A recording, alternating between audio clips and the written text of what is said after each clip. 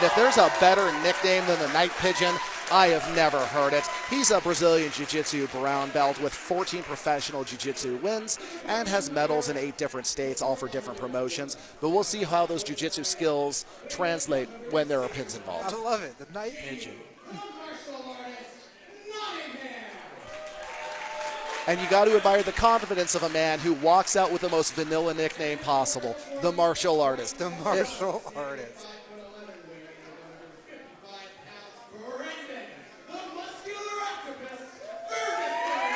Okay, that might be better than the Night Pigeon. The Muscular Octopus wins in my eye. So we have Night Pigeon, Muscular Octopus, and the martial artist. And the Muscular Octopus is an undefeated MMA fighter, state Brazilian Jiu-Jitsu champion, 2-1 professional Jiu-Jitsu record. So this is just going to be straight fire top to bottom, and they do not even feel each other out whatsoever. Going right for that knee bar, right for that knee bar. He's able to slip out of it, but he is not out of danger. He's going for the heel hook. Oh, and that was fast, and that was clean, and that was beautiful, if not brutal. Octopus out. All right, once again, going down low. He goes immediately to drop for that sweep. He's going for that almost Bravo-style sweep. I used to love doing that one myself, but he gets hold of that neck. Oh, he's got something cooking. He's not even bothering going for those hooks. Is this just going to be a power move going for that neck? Oh, he is close. Oh, he gets out of it, but that was a lot of pressure on his neck, a lot of weight on him. He once again drops for that half guard sweep, trying to cook for something down there. It is a good strategy against a big man, especially if you have the skills to back it up. And if you're not used to Brazilian Jiu-Jitsu, then it really can throw you off your game for someone to just go straight to their back right away. Oh, absolutely. I mean, I feel like most grappling competitors at this point are used to that, but occasionally you just get one of those crazy grappling wizards that'll just drop for that half sweep, drop to guard, and pull something crazy before you even can get your balance. And if anything, it can throw off a wrestler, right? If that's their go-to, you're used to not wanting to go to your back. And when you have someone that's right away dropping down and going to their back, you want to stand, you want to shoot, and it puts you in a position because right away your legs are wide open for opportunity. Exactly, especially in that last match when you see somebody who hunts for leg locks that aggressively. Because if somebody drops low, goes for those half guard sweeps, goes for a scissor move, trying to get that foot between your foot, these are things that are so counter to literally years and years of grappling competition in your own world, but now you're in somebody else's. But the thing that has the advantage for Night Pigeon is his size. So when he does go down and drops, it's not good for the martial artist because he's putting himself in that position to have all that weight on him and his back exposed to the mat. Exactly, yeah, because we do have to take into consideration the 3-count pin is just as dangerous as a submission hold, and when you drop to guard, it puts you right into that. You start hunting for an armbar, you start going for a rubber guard, you start hunting for a triangle, you put yourself into that pin position, and that can throw off every bit of strategy you had for what you were trying to accomplish. And again, that weight is everything on you. Just draining you, having someone on top of you like that, putting you in a position where you got to fight off your back. But he is doing great so far. He's already got one man out. It is down to these two. And it's just a matter of whether he's going to be able to pull some technical wizard stuff out from the bottom, or if he's going to come up with a bigger strategy, or if the big man's just going to wear him down and power is going to be the name of the game. And you can see that. You can see his advantage of his weight and his strength. Again, when he drops down and tries to take guard. There we are. That's where it's dangerous. He's defending it a lot better on this one. But yeah, he's got the head. He's pulling him in close, crunching his legs in, trying to make sure he is not able to extend that leg. But then here we are again with a leg extension because, this could be very dangerous. I do not like the look of that. He got to the ropes, so he had to. That was a smart move because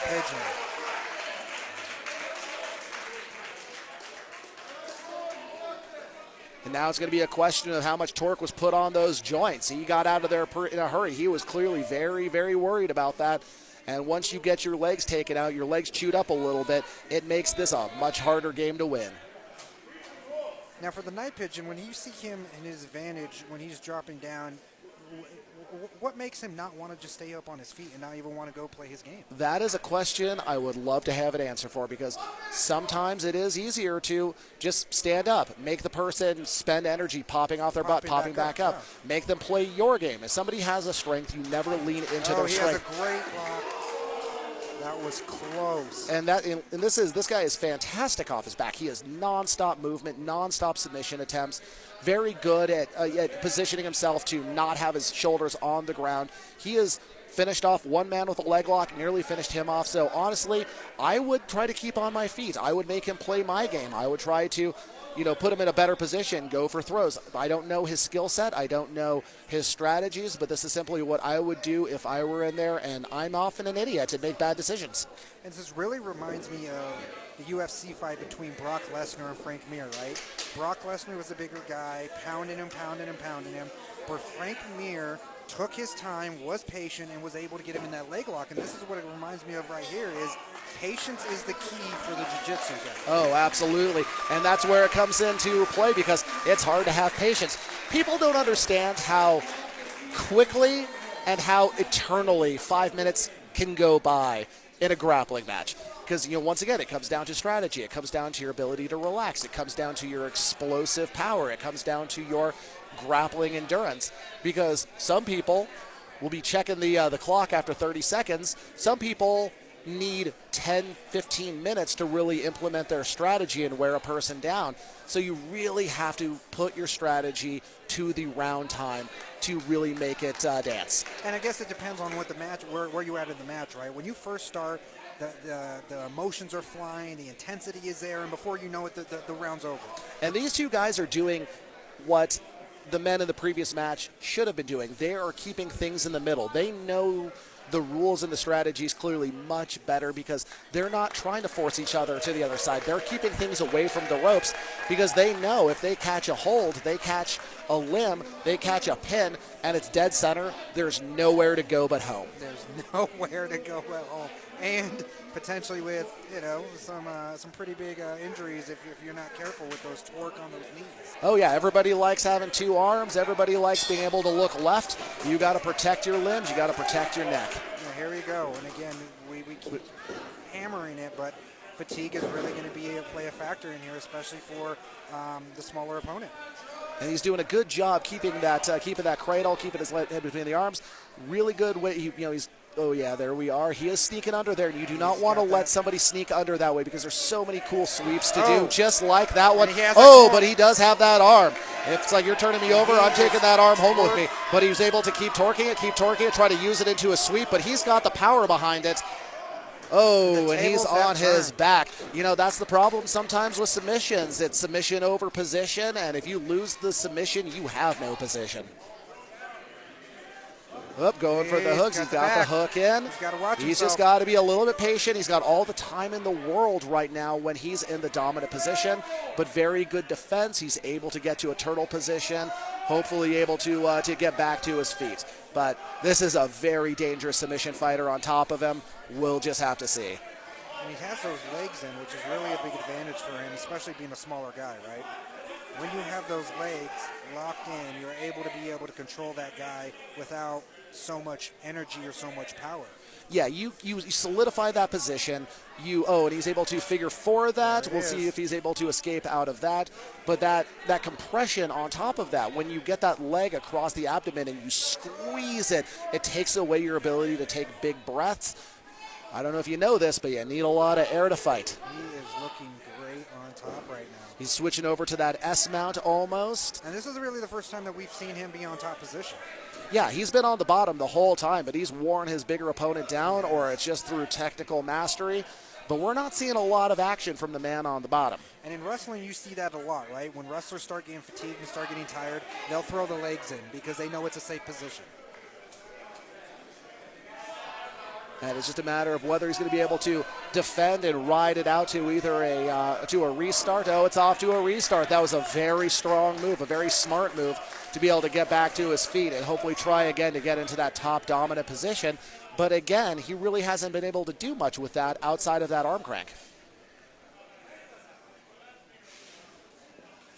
And we'll see if he wants to start to kind of play. Ooh, tries to take his back. And you can definitely tell fatigue is starting to become a factor when you go for desperation moves like a leg scissor, trying to go for more of a sambo thing. He is slowing down. But one man who is not slowing down is going for that knee on stomach, switching back over, spinning around. He is just all over the place. There's those legs again. Yeah, he's got that body lock. He's still not really being able to get a good position, but he's just outclassing him top to bottom with that positioning. He understands anytime the Night Pigeon on bottom is trying to make a move, he knows exactly where to put his body in it to counter it. Because some people in these type of matches and grappling matches kind of will constantly sacrifice their position to try to go for the submission. And a lot of times you lose that submission, well, suddenly you're in a bad spot. That was kind of the whole kind of Pancrase mantra, was submission over position back in their early days. But here's the thing. If you are a master of position, the submission will appear eventually. It will. And that's where patience comes in. Being able to know that, hey, my guy is going to make a mistake because he's getting tired. And when he does, I'm going to take advantage and put him in where I want him to be. But he's got to be careful there. I am so impressed with his balance, to be able to maintain the top, just the flexibility, the balance, the hip strength he is showing, just like floating over him. Oh, but then we almost got that cradle. But then he pops right back out to his feet. Oh, pretty much shoves him down like a schoolyard bully looking for some lunch money.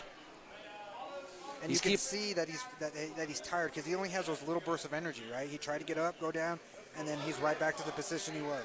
And he's doing the smart thing. He is controlling, going for that wrist, trying to just pretty much take away all his tools, while again he's just making these little adjustments, little moves, so it leads up to a big explosive moment, and it really means something as opposed to just being a scramble with no real strategy behind it. And it's also mentally draining to know that you're the bigger guy, but you're not able to do what you want. Oh, absolutely. Anybody who's been in the jiu-jitsu world, the submission wrestling world, the catch wrestling world, the amateur wrestling world, there is nothing that takes the confidence out of your heart like a man with, you have 50 pounds on just schooling you like nothing. And you cannot do nothing about it. That is mentally draining for sure.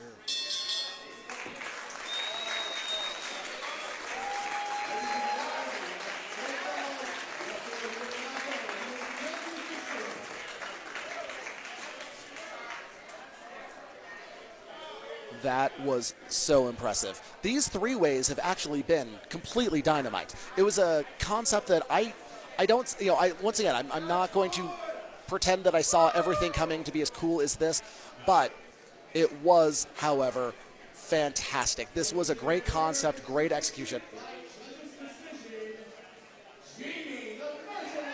The martial artist takes it.